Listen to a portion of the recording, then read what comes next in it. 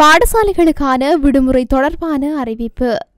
அனுர தரப்பிடம் பொருளாதார செயற்திட்டம் கிடையாது. ஹர்ஷ டி சில்வா. ரணிலின் மேதின உரை வெளியான சுவாரஸ்யமான தகவல். எனக்கு எதிராக சதித்திட்டம். ரொசான் ரணசிங்க சீட்டம். இஸ்ரேலுக்கு எதிரான வழக்கில் தென்னாப்பிரிக்காவுடன் இணையும் துருக்கி. வரலாற்றில் அதிக தவறுகளை இழைத்தவர்கள் பதிலுக்காக காத்திருக்குமாறு மகிந்த அறிவிப்பு. சுகவை ஐதேகவுடன் இணைக்கும் திட்டம் எதுவும் என்னிடம் இல்லை. சந்திரிகா சுட்டிக்காட்டு. அரசு மற்றும் அரசு அங்கீகாரம் பெற்ற தமிழ், சிங்கள மற்றும் முஸ்லிம் பாடசாலைகளில் 2024ஆம் ஆண்டுக்கான முதலாம் பாடசாலை தவணையில் 2ஆம் கட்டம் நாளையுடன் நிறைவடையவுள்ளது. பாடசாலைகளில் முதலாம் தவணையின் 3ஆம் கட்டம் எதிர்வரும் 20ஆம் திகதி ஆரம்பமாகும். சிங்களம் மற்றும் தமிழ் பாடசாலைகளில் 3ஆம் கட்டம் மே மாதம் 31ஆம் திகதி நிறைவடைகின்றது. இதேவேளை 2023ஆம் ஆண்டுக்கான கல்வி பொது தராதர சாதாரண தர பரீட்சை எதிர்வரும் திங்கட்கிழமை நடைபெறவுள்ளது. 3527 மத்திய நிலையங்களில் பரீட்சை நடைபெறும் என பரீட்சைகள் திணைக்களம் தெரிவித்துள்ளது. எதிர்வரும் 15ஆம் தேதி வரை காப்போத்த சாதாரண தர பரீட்சைகள் இடம்பெறவுள்ளது. அனுரகுமார திசநாயக தலைமையிலான தேசிய மக்கள் சக்தியிடம் பொருளாதார செயற்திட்டம் எதுவும் கிடையாது என ஐக்கிய மக்கள் சக்தியின் நாடாளுமன்ற உறுப்பினர் கலாநிதி ஹர்ஷ டி சில்வா தெரிவித்துள்ளார். கொழும்பில் நேற்றைய தினம் நடைபெற்ற மேதின கூட்டத்தில் அவர் இந்த விடயத்தை சுட்டிக்காட்டியுள்ளார். நாட்டை மீட்டெடுக்கக்கூடிய நடைமுறை சாத்தியப்பாடுடைய பொருளாதார செயற்திட்டம் ஐக்கிய மக்கள் சக்தியிடம் மட்டுமே உண்டு என அவர் சுட்டிக்காட்டியுள்ளார்.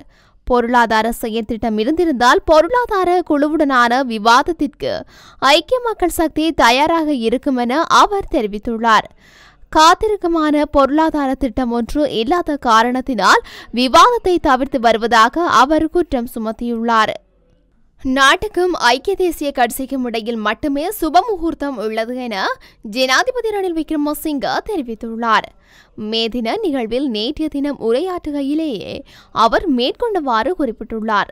இதன்போது அவர் மேலும் தெரிவிக்கையில், ஐக்கிய தேசிய கட்சியை உருவாக்கிய போது அதனை அங்குரார்ப்பணம் செய்வதற்காக சுபமுகூர்த்தம் ஒன்றை கட்சியின் ஸ்தாபகர் DS சேனநாயக்க தேடியிருந்தார். அதே போன்றதொரு சுபமுகூர்த்த நேரத்திலேயே நாட்டிற்கான சுதந்திரத்தையும் பெற்றுக் கொண்டிருந்தார்.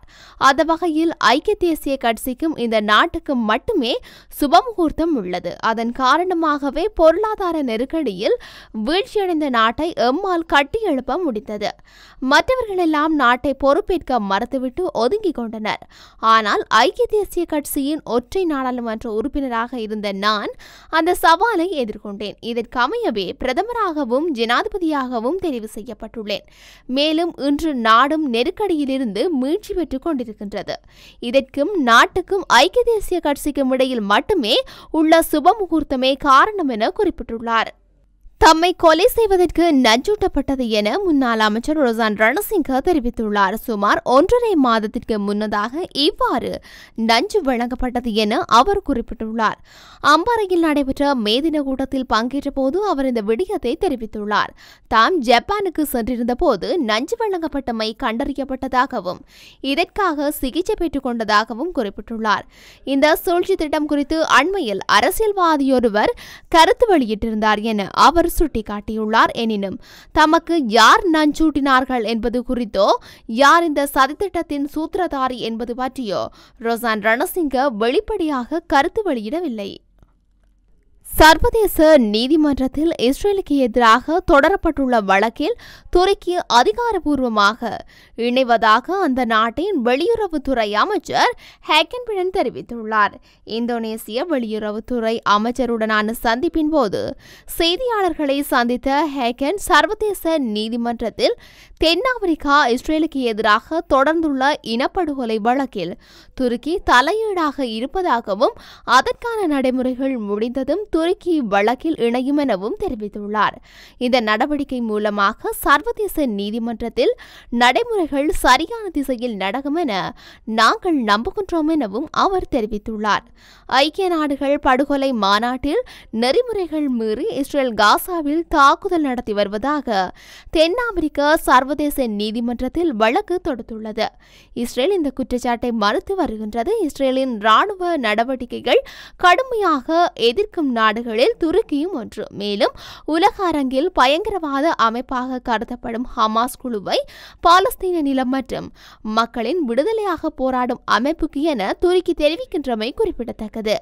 எதிர்வரும் ஜனாதிபதி தேர்தலில் ஸ்ரீலங்கா பொதுஜன பெரமுனவின் ஆசீர்வாதம் பெற்ற வேட்பாளர் வெளியீட்டாவார் என ஸ்ரீலங்கா பொதுஜன பெரமுனவின் தலைவர் முன்னாள் ஜனாதிபதி மஹிந்த ராஜபக்ச தெரிவித்துள்ளார்.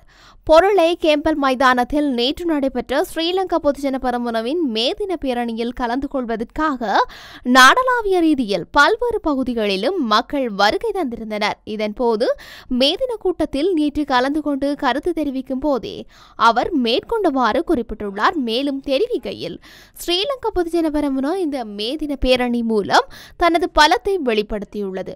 போராடி வரும் பொதுஜன பெரமுன வலுவடைந்து வருவது நாடு முழுவதிலும் இருந்து கெம்பல்பிட்டியவில் கூடிய மக்கள் நிரூபித்துள்ளனர். பல வெளிநாட்டு மற்றும் உள்நாட்டு சக்திகள் தம்மையும் தனது அணியினரையும் திருடர்கள் என அவதூறு செய்து நாட்டின் எதிர்காலத்தை அளிக்கும் முயற்சியில் ஈடுபட்டாலும் மக்களின் அபிலாசைகளுக்காக தான் அந்த சவால்களை எல்லாம் முறியடித்ததாகவும் சில கட்சிகள் உழைக்கும் மக்களை எப்போதும் நிலைநிறுத்தவே நம்புவதாகவும் குறிப்பிட்டுள்ளார். இந்த மேதின பேரணி மிகவும் முக்கியமானது. ஒவ்வொரு நாளும் உங்கள் தெரிச்சண்டை கைகூலியாக வைத்திருக்க ஒரு கட்டம் காத்திருக்கின்றது. இந்த மேதின பேரணி தீர்க்கமானது. அடுத்த ஜனாதிபதி தேர்தலுக்கு பிறகு இந்த நாடு எங்கே போகும் என்ற முடிவை இன்று முதல் நாட்டுக்கு காட்ட வேண்டும். வரலாற்றில் அதிக தவறுகளை இழைத்தவர்கள் இந்த நாட்டின் எதிர்காலத்தை அளித்தவர்களின் மடியில் விழ வேண்டுமா என எண்ணி பாருங்கள். எதிர்வரும் ஜனாதிபதி தேர்தலில் எமது கட்சியின் ஆசை பெற்ற வேட்பாளர் மாத்திரமே வெற்றி பெறுவார். ஏன் இப்படி நம்பிக்கையோடு சொல்கின்றார் என்று சிலர் யோசிக்கின்றனர். நேரம் வரும்போது அந்த முடிவை நாட்டுக்கு தெரிவிப்பேன் என்று மேலும் குறிப்பிட்டுள்ளார். ஸ்ரீலங்கா சுதந்திர கட்சியை ஐக்கிய தேசிய கட்சியுடன் இணைப்பதற்கு எந்த வகையிலும் முயற்சிக்கவில்லை எனவும் கட்சியை கட்டியெழுப்புவதற்கு தேவையான ஒத்துழைப்புகள் வழங்கப்படும் என்றும் முன்னாள் ஜனாதிபதி சந்திரிகா பண்டாரநாயக்க குமாரதுங்க தெரிவித்துள்ளார். இது தொடர்பில் ஊடகங்களிடம் அவர் பேசியதாவது, ஸ்ரீலங்கா சுதந்திர கட்சி என்று பூஜ்ய நிலைக்கு வந்துள்ளது. கட்சி பல கூறுகளாக பிளவுபட்டுள்ளது. கட்சியை மீள கட்டியெழுப்புவது என்பது இலகுவான விடயமாக அமையாது. அவ்வாறான முயற்சி எடுக்கப்பட்டால் அதற்கு ஒத்துழைப்பு வழங்க தயார்.